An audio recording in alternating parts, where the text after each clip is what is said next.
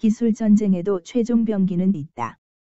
과거에는 군산 복합체를 통해 기술을 개발하면 우선 군사 목적으로 사용했다. 증기기관은 전함에, 엔진은 전차와 전투기에 사용됐다. 기업은 일부 기술을 상품에 활용하는 정도에 그쳤다. 지금도 기술은 군사 목적이 중요하다.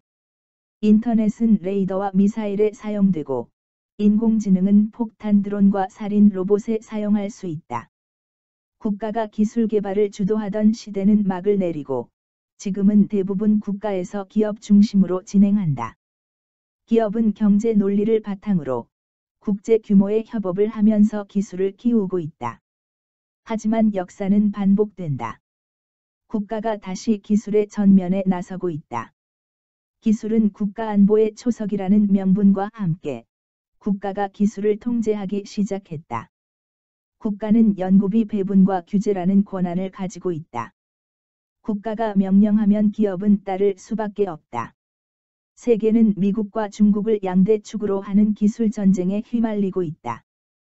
기술 전쟁은 조달에서 시작한다. 모든 기술을 국내에서 조달할 수 있는 국가는 없다. 우리나라 역시 전 세계에서 기술을 조달하지만 기술 전쟁으로 인해 조달 방식에 큰 변화가 예상된다.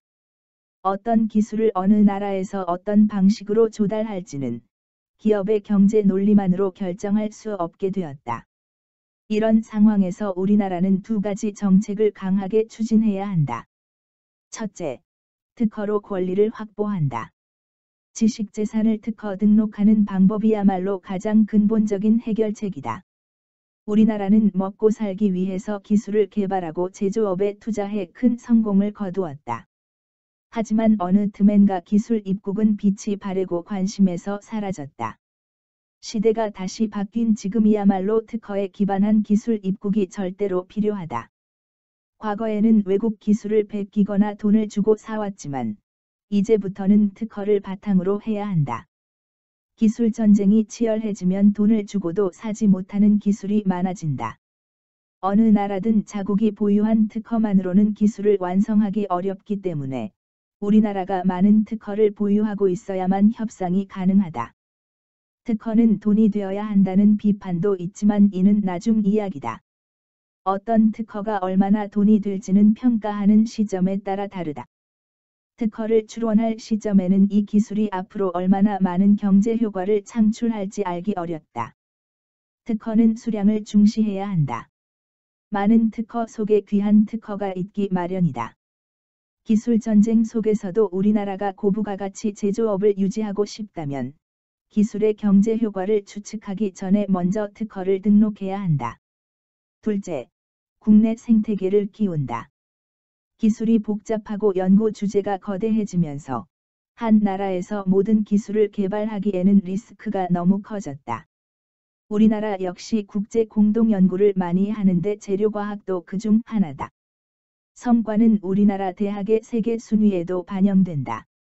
영국의 고등교육평가기관 QS이 발표한 전공별 세계 대학 순위에서 키이스트는 재료과학 부문서 2019년 세계 17위를 기록했다.